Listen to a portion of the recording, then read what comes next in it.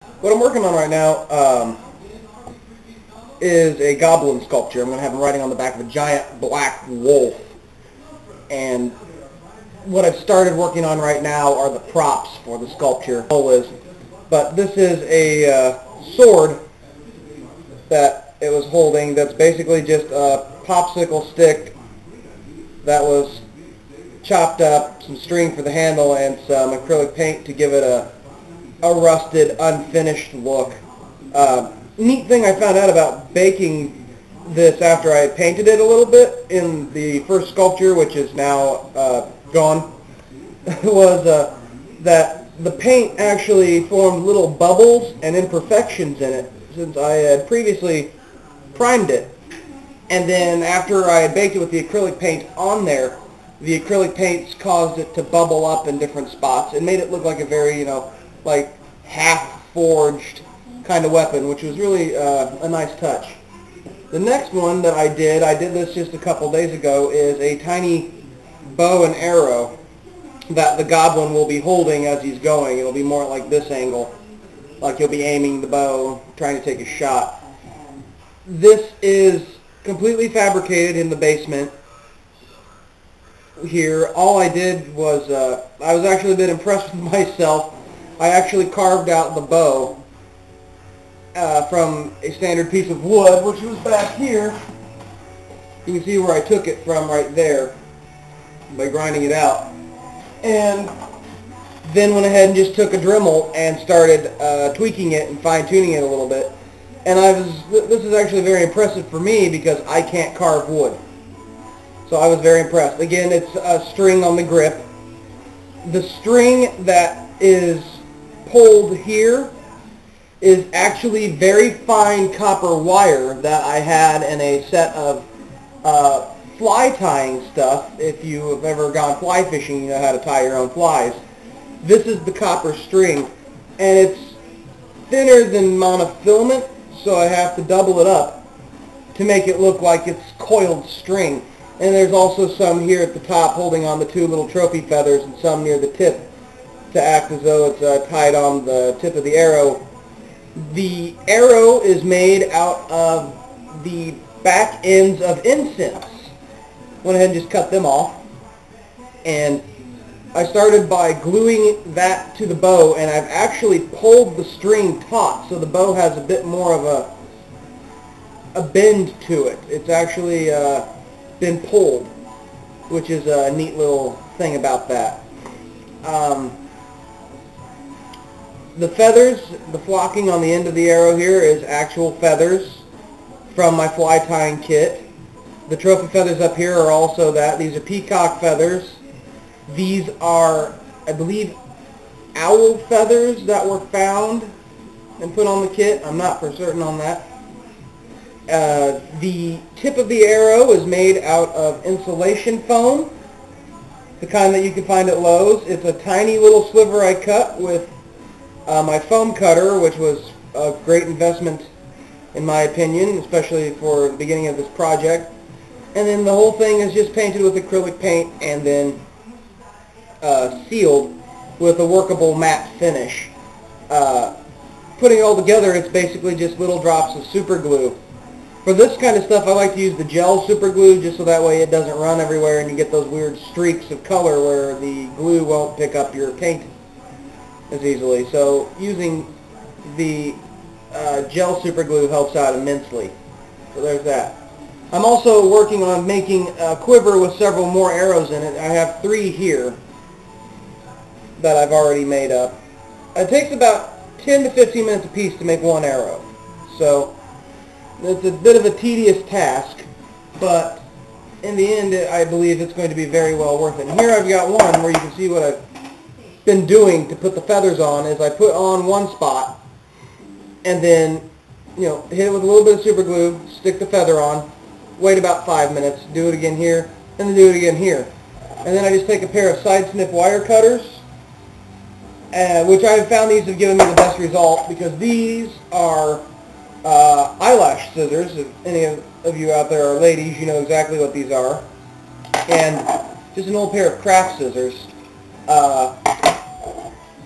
the wire cutters have been giving me the best result as far as keeping a fairly uniform trim. See, so there's that. And then just to rough up the feathers a little bit, I take this little wood tool here and I just kind of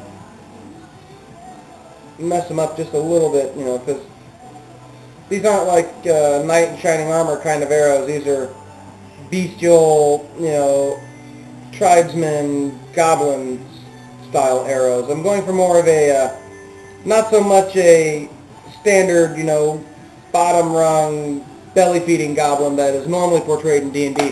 What I'm going for is he's a Wargrider.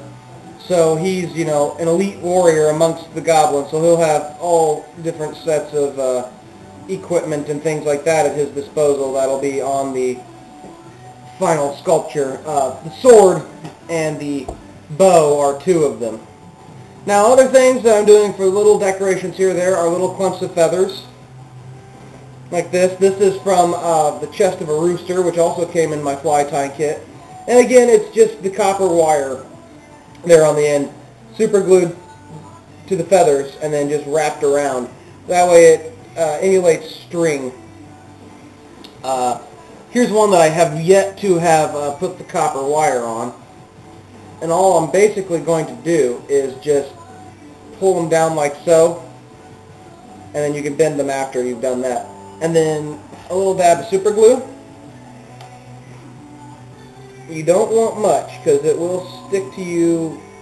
Anybody that's worked with super glue knows how fast it sticks to human skin. And then my copper wire that's already been braided.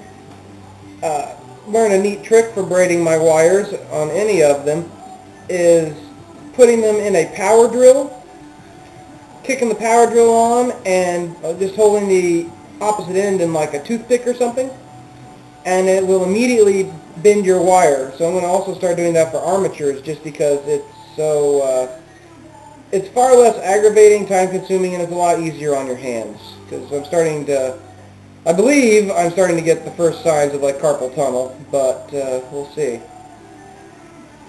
So all I'm going to do is just let this sit here like this for a couple of minutes until that has dried on there, and then I'll get back to wrapping that. One thing I also realize is I'm going to need ropes and things like that. So here is, this is basically just a lead wire that, yes, I will wash my hands when I'm done, that's usually used for soldering. But because of its softness and it's very easy to manipulate, I've decided to use this for rope. So there it is, all nice and twirled and pretty. And it's very easy to bend, so I can use this as the bridle for the warg. And it'll lay very easily and very gently. And then to finally, you know, and that way I don't have to really worry too much about it not keeping its shape. But at the same time, it's easy enough for me to bend out of the way, do something, and then bend right back. Coincidence is this is also the wire I will be using for my armature in the Hydra. Just simply because of the fact that it'll be so easy to bend and manipulate for stop motion. You can go in and just do one little thing at a time, and it holds its form very, very well. And it has a great memory about it, because it just goes right back to whatever shape you want, and there isn't any wear or tear on the wire. See, that's the lead content coming off on my hands with this wire, so you want to be careful when using this stuff. I'm going to go ahead and do like a pre-paint on that, just so that way it seals it a little bit more, and as I bend it, it'll give the wire a cracked look, which will help it make it look more like wood. Or, I'm sorry, not wood, but rope. And that's all of that for right now. I'm going to start working on the armature for the wolf. I'm going to sculpt the wolf first, and then do the goblin on top, just because that way it'll be a lot easier to do and handle. Because if I try to do the goblin, then I have to make sure that, you know, I have to make, you know, the saddle and the barding and all that for this warg. And it'd be a pain, especially since you don't have the initial warg for your goblin to ride on first. So it's basically, I'm literally doing this from like the ground up. First I have to make the base, which will then determine how the warg will set on the base and how it'll look as it's going, and then the goblin will go on top of the warg, and then once I have the goblin in there and all that, then I'll sculpt, you know, all the stuff around the goblin and attach it before I do my final bake and paint. So that's all that.